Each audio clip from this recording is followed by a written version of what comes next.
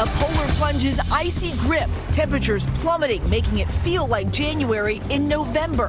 How low will it go? Our weather team has the answers. While this fierce wildfire springs up in the Hollywood Hills near this famous landmark, the busy studio that had to be evacuated.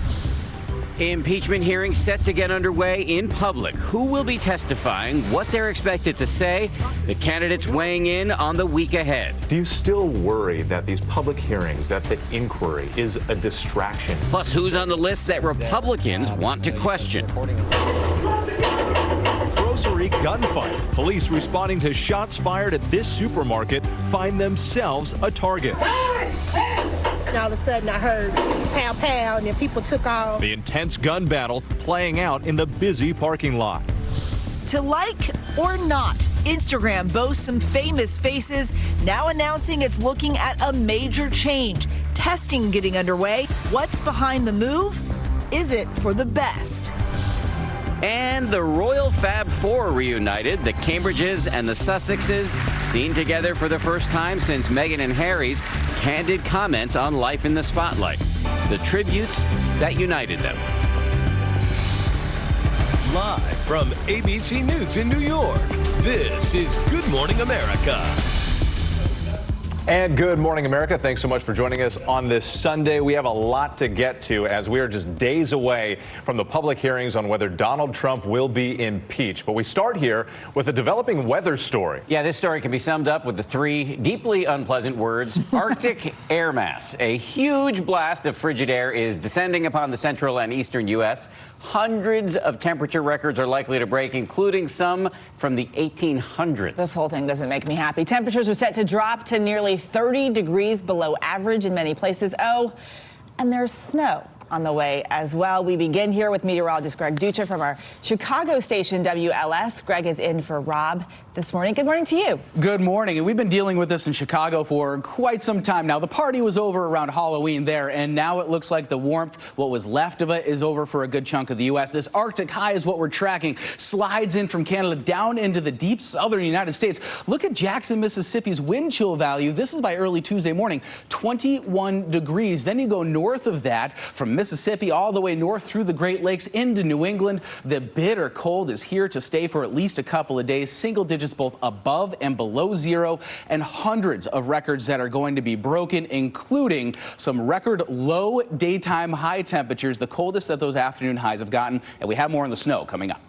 Dan. Greg, we don't like what you have to say, but we do like you. Welcome to the show. Thank you very much. Meanwhile, in California, there is smoke rising over the mansions and movie studios of Hollywood from a fresh wildfire. ABC's Marcia Gonzalez is on that story for us. Overnight, firefighters battling a new wildfire in Los Angeles. It was crazy, and it just looked, it like enveloped the entire side of the mountain. The Barham fire burning more than 30 acres in the heart of Hollywood. Flames raging just across the street from the Warner Brothers studio lot. Some production companies and film crews evacuating. The fire spreading into Griffith Park. Plumes of smoke visible for miles, towering over the iconic Hollywood sign and downtown Los Angeles. It looked frightening, like a real inferno. Hotspots flaring up as crews battled the flames on the ground and from the air through the night. This as California recovers from several destructive wildfires last month. The Tick and Getty fires forcing mass evacuations in the Los Angeles area, and the Kincaid fire in Sonoma County charring nearly 80,000 acres, only fully contained days ago. But unlike with those fires, wind is fortunately not a factor this morning, so fire crews expect to make significant progress containing this fire today.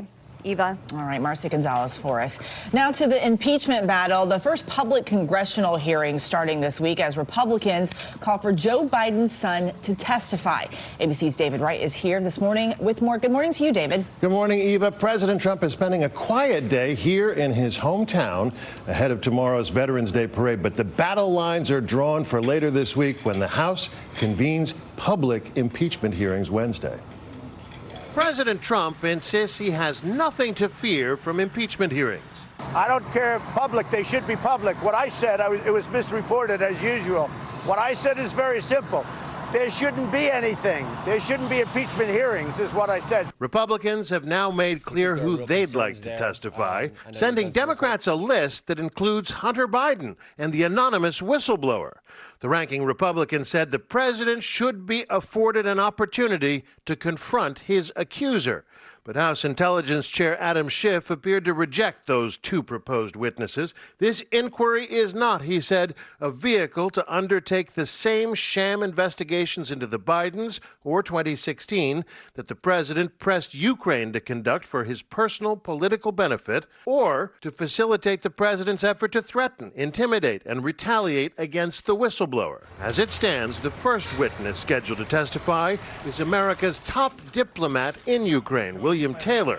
Behind closed doors, Taylor has already given some of the most damning testimony. He told the committee the administration's abrupt decision to freeze nearly $400 million in military aid helped Russia and was harmful to America's national security. He also testified that U.S. officials negotiated an explicit quid pro quo, the money in exchange for arranging a hatchet job on the Bidens. Quote, "That was my clear understanding. Security assistance money would not come until the president of Ukraine committed to pursue the investigation."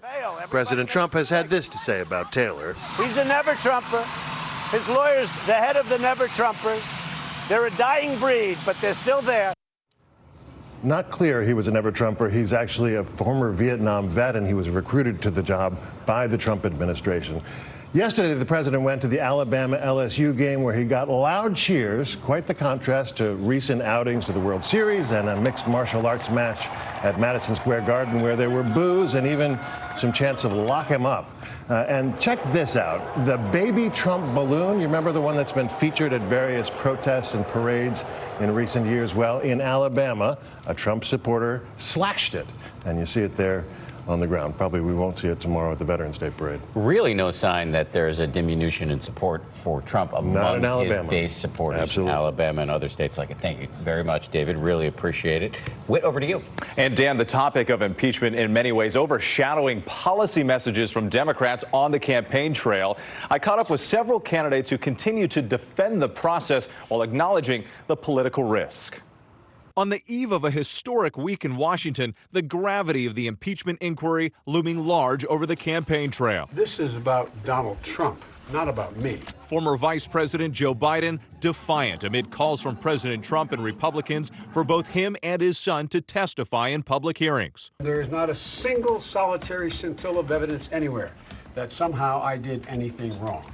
So what Trump is doing and what he always do, try to take the focus off of what the problem is. Of the 17 Democrats running for president, 7 of them are currently serving in Congress and could be called back to Capitol Hill to participate in the inquiry, including Senator Bernie Sanders, who sat down with our Rachel Scott. I will be doing my job, and I'm there. And I guess I'm just going to have to try to be in Washington, D.C., and Des Moines, Iowa, and Concord, New Hampshire at the same time. I will do my best. I'm sure it'll, and we'll do what we have to do. But the tone somewhat measured among most of the presidential hopefuls bracing for potential fallout. Do you still worry that these public hearings, that the inquiry is a distraction and in some way can hurt Democrats politically? You know, some things come along that are so important that you just have to put the political aside. I don't know what the political consequences of impeachment are going to be, but I know what the moral and constitutional consequences would be if there were no accountability at all. Impeachment, to me, has the potential to be a real distraction because any opportunity we have to present a new positive vision for the country, that's what we should be doing. Democrats hoping their message can still cut through the noise as the president they wish to unseat digs in for a fight. I'm not concerned about anything. The testimony has all been fine. Now, despite the impeachment inquiry grabbing headlines and consuming Washington, many of these candidates say when they're out there crisscrossing the country, it's not the first thing that voters are bringing up to them. They still are mostly concerned about those kitchen table issues, things that impact them, health care, the economy, jobs. It was interesting. I was at an Andrew Yang town hall, sat through the whole thing just to hear what people had to say. Not one single person asked about impeachment. Really interesting. I think it's a telling detail. So much to talk about politically on this Sunday morning. So let's bring in our ringer, ABC's Martha Raddatz, who's hosting This Week later this morning. She's down in Washington. Martha, good morning to you. Let's start with this impeachment saga that's going to begin to publicly unfurl on Wednesday in Washington. Do you think the Democratic presidential candidates are correct to wring their hands publicly about the fact that this process could be a distraction, one that really ultimately could impair the party's odds of retaking the White House? Well, I think it is a distraction. It most certainly is. It's a very important event on Capitol Hill, and there will be a lot of attention focused on that. But indeed, people won't be following the race quite as much. And I love hearing Witt say that he's out there and he's talking to people, and they're not concerned about that. They want to talk about issues. But you can be certain reporters are going to continue to ask those candidates about impeachment and how it is impacting the race. There's very little time before Iowa, before New Hampshire. And if these impeachment hearings go on, and perhaps even after the holidays, then they're going to have to worry about refocusing their message. And of course, Joe Biden is going to have to keep defending himself because President Trump and Republicans keep bringing this up. Yes, and trying to get his son to testify. And as we know, the Democrats are going to try to make this a speedy process, but it's been reported that the Republicans may try to slow it down. So much going on that front this week. Meanwhile, there's a lot going on internationally. On your show this morning, you're going to have the first interview with the new chairman of the Joint Chiefs of Staff, General Mark Milley. You asked him about the president's controversial policy on Syria. Let's take a listen to that. If I do my math and I look at the new troops going in and those going out, it could be more than 700 who remain. Well, there'll be less than 1,000 for sure, and probably in the 500-ish frame, maybe 6. But it's in that area. But we're not going to go into specific numbers because we're still going through the analysis right now. As I understand it, the president has said he wanted all of the troops out of Syria. So are we hearing the military defy the president? I would absolutely not call it defying the president. I think General Milley, Chairman Milley now, is giving his best military advice. It's not necessarily that President Trump will accept that. Remember, there were 1,000 troops in Syria, and he called for all of them to be removed. But there are troops in the south. And now the president himself has said he wants those oil fields in the east guarded in a secure environment. And that takes troops. That takes boots on the ground to do that. And they're not going to leave those troops in greater danger. So they're going to want to put the numbers in there that they think are best. Well, what about the fight against ISIS? And that's what it's about, too. And Chairman Milley told me that. He said this really is all about the fight against ISIS, even guarding those oil fields. They want to keep them away from ISIS because ISIS used that oil revenue to fund their terrorist tactics. Martha Raddatz, thank you so much. Great to see you on a Sunday morning. I want to remind everybody, Martha has a big show this morning. She's going to look ahead to the upcoming public impeachment hearings, and she's also going to cover the latest in the 2020 race. Plus, as we've just noted, that exclusive interview with General Mark Milley. It's all coming up on This Week. Also, we want to remind you, stay tuned with ABC News for live coverage of the impeachment hearings. George Stephanopoulos, our chief anchor, and the entire political team will start our coverage at 10 a.m. Eastern on Wednesday. Eva, over to you. Well, in Texas, at least 3 people were hurt as fans rushed to get into Travis Scott's Astroland Music Festival on Saturday. The crowd was seen knocking down barricades and storming the streets. 50,000 people were expected to attend this concert in Houston. The sold-out show did go on as planned. A caravan of 18 vehicles carrying American Mormon families has arrived in the U.S. after fleeing Mexico following last week's violent attack that left 9 Americans dead. The families making it to the Arizona border, many now on their way to Tucson and Phoenix. The community packing up all of their belongings and fleeing after authorities say mothers and their young children were gunned down by hitmen from drug cartels while on their way to visit family.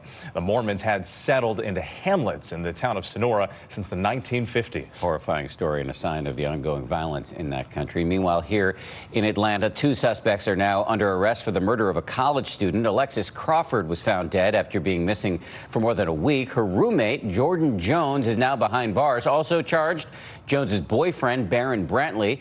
Crawford, the victim here, had filed a complaint against Brantley, accusing him of sexual assault just 3 days before she disappeared. Now, a dramatic new body cam video of police responding to an active shooter inside a Louisville grocery store. The officer ducking in and out of cover as he faces that alleged gunman. ABC's Kaylee Hartung is here with more. Good morning to you, Kaylee. Good morning, Eva. This terrifying scene unfolded very quickly. Dozens of people fearing for their lives as an altercation between two shoppers inside the store escalated to a deadly firefight with police. It was a wild shootout in the middle of a grocery store parking lot. This video painting a picture of panic as bystanders run for their lives.